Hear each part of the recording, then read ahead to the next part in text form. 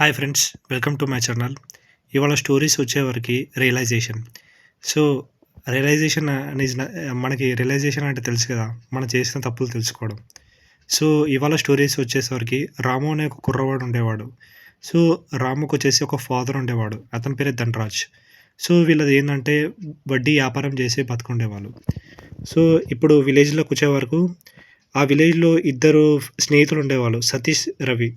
So, రాము అనే వాళ్ళు ఈ సతీష్, రవికి లోన్స్ ఇచ్చి వాళ్ళకి సాయం చేస్తూ ఉండేవాడు. సో, లోన్స్ ఇస్తూ ఆ ఇంట్రెస్ట్ తీసుకొని బాగా ధనవంతుడయిపోయాడు రవి.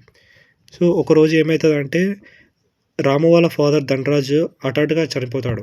సో, హఠాత్తుగా చనిపోయినప్పుడు రాము కొంచెం డిప్రెషన్‌లోకెళ్ళిపోతాడు. డిప్రెషన్‌లో అతను ఏం చేయాలో అర్థం కాదు. సో, ఆ టైంలో అతని ఇంట్లో దొంగలు పడి మొత్తం సొమ్మంతా దోచుకుంటారు. సో, రాముకిప్పుడు ఏమీ ఆధారం అనేది ఏం లేదు. సో, ఇల్లు ఉన్నట్టే ఉంటది.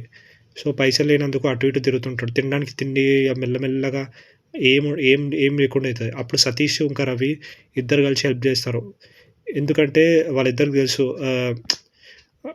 కష్టమున్న టైంలో మాకు లోన్స్ ఇచ్చి ఇంట్రెస్ట్ తీసుకున్నాడు కరెక్టే.